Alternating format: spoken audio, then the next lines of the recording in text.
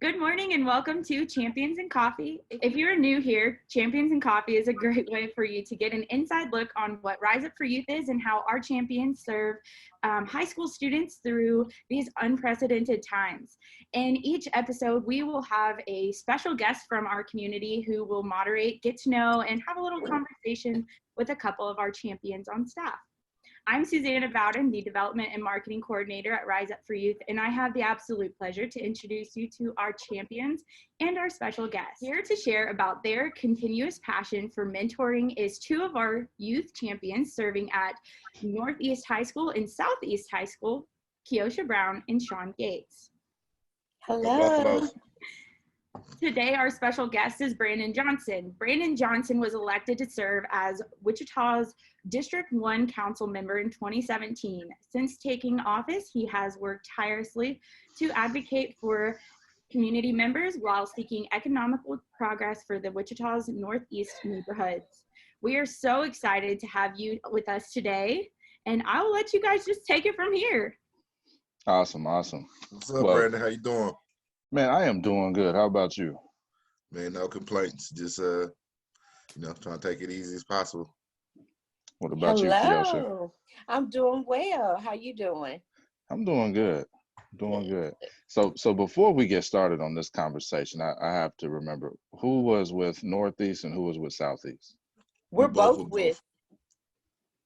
Okay, I'm gonna let the Southeast slide since Northeast is the greatest high school in Wichita. Hey, buddy. Slide today. Hey, buddy. We're getting off the bad start here. hey, I'm just saying. Anybody from Wichita knows it. Yeah, if you're from Wichita, you know the high school rivalry. We still be on middle school some days. It just depends. Yeah. And a lot about where you went to school at. Like, oh. Wow. All the kids are great, though. Yeah, they are. I'm gonna just leave that for y'all, though. Hey, you know what? I love Northeast, though. You know what? Mr. Creasman, he's doing a great job. We love those kids out there. So, they weren't fortunate enough to have me as a student, but it's a great school. It's all good, undefeated in all sports. So let's get on to the conversation. So Keyocsha, can you tell me what the mission of Rise Up for Youth is? Yes, the mission is to inspire and motivate the next generation to unlock the full potential through education, mentoring, and empowerment. Awesome. That's our mission. So what kind of got you started in this? What makes you, and you as well, Sean, what makes you both want to mentor? Well, I'm originally from Memphis, Tennessee. And so when I was in Memphis, I was in a program, someone like Rise Up for Youth. I had a mentor. And so when I was growing up, I always said I wanted to give back. I wanted to be a mentor, just like my mentor was for me. So that's what really inspired me to be a mentor. Awesome. I would say for me, everyone knows that I've always been the perfect angel. And so I want to work with other perfect angels, such as myself, to help them continue to be the angels that they are. And so at the end of the day, that's why I do it. But seriously, I was a student who wasn't interested in school, only sports and, socializing. And I didn't think I'd be able to achieve the things that I did scholastically. So if I was able to do it, I know the steps to share with you to get to where you want to be. Awesome. Yeah, I talk about my experience growing up too. I still have a mentor, Tommy Benford. Mr. Benford. Somebody, he really molded me into what I am today and showed me the value of giving back and trying to help others. So absolutely. I owe a lot of who I am today to him. So I appreciate both of you continuing to mentor because it really does make a difference. Yes. Yeah, absolutely. And I was like in Big Brothers and Big Sisters, I had a big brother. So in a sense, I had a direct mentor, and that did shape me positively in a different way. Awesome. So for honestly, both of you, what does a day in the life look like?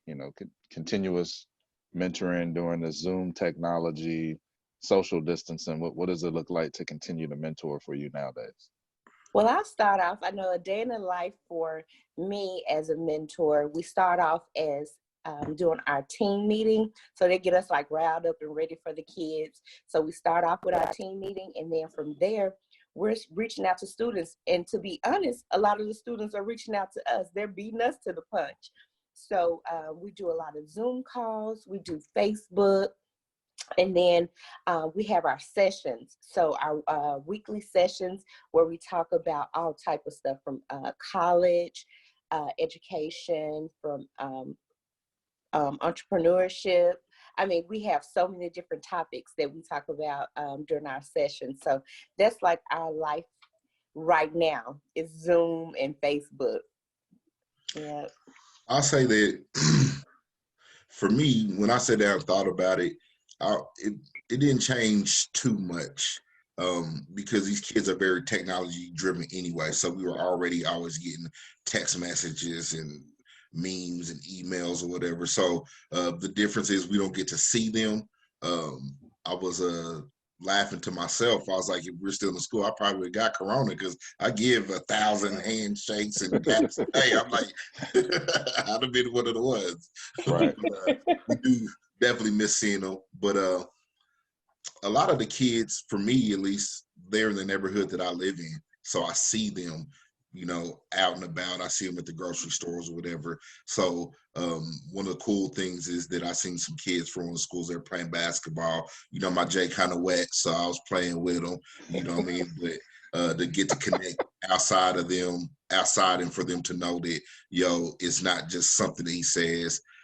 He really cares. And, Right. so Yeah. that was cool for me.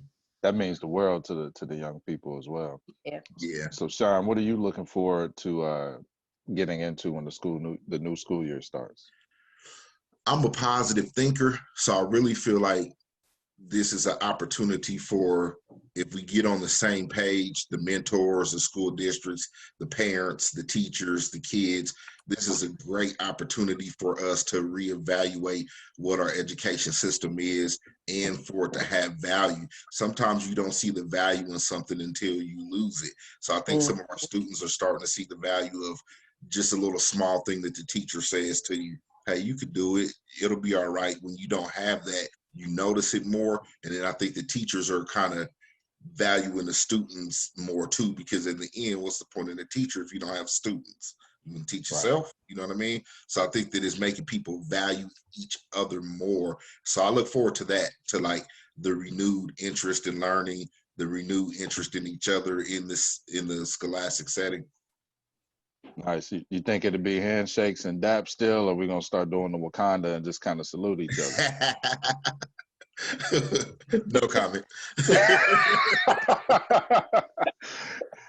So, Keyocsha, what are some things that you have learned from this unprecedented time that you'll take with you and when school gets back going?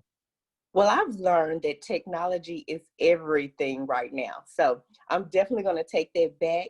I'm loving this one-on-one, being able to talk to my students, doing FaceTime. We're doing a lot of talking, and they're really opening up to me just by themselves, you know, being at home in their little space. So I'm going to take that with me, being able to talk to them outside of the school, and just seeing where they're at and how they're doing. So that's this technology and Zoom and all that fun stuff. I'm definitely going to take that with me when we go back to school. Yeah, I think that's a benefit because you got that one-on-one connection. And I know with Mr. Benford, when we had group settings, not everybody opened up, but having that one-on-one connection is something that's real valuable. Yeah. Absolutely. So Sean, let me Yes, ask sir. you this. What does the community need to do to keep our young people engaged in the future of Wichita? Keep in mind that by heart, I'm a political science guy. So I'm gonna give you a kind of PG answer. I'll say nicely that the people who have the disposable income to donate to charities don't often understand the circumstances which the kids come from. They want to help, but money isn't always the way to help. Our programs have to be preemptive rather than reactive. We have to catch them before they get caught up in the trap rather than try to mend their wounds after they got caught in the trap. You follow what I'm saying? So I think that we're starting way too late with our programming. Most of our programming is for 13 and up. Well, by the time you're 13, you've had 12 years of programming of, the wrong things to do. So I think that that's important. I think that growing up on the northeast side of town like I did, I wasn't aware of my options. I didn't know that I had other options other than playing football or basketball or rapping or something like that. You know what I mean? I never knew, like, yo, you know what? If you can write a song, you can write a story. And I never thought about it that way. I never seen that path. So I think that we need to be preemptive in our mentoring and not waiting till it's so late and showing a path earlier. We definitely got to start doing, we have to find a way as a community to take stock of the talents that our kids have. It's really simple. We could do a aptitude test, and that way we at least have an understanding of what this kid's potential is. The kid may not at the time, if you'd have told me at, third, fourth grade, hey, you're going to go into politics, I'd be like, why would I want to do that? That's the most boringest thing ever.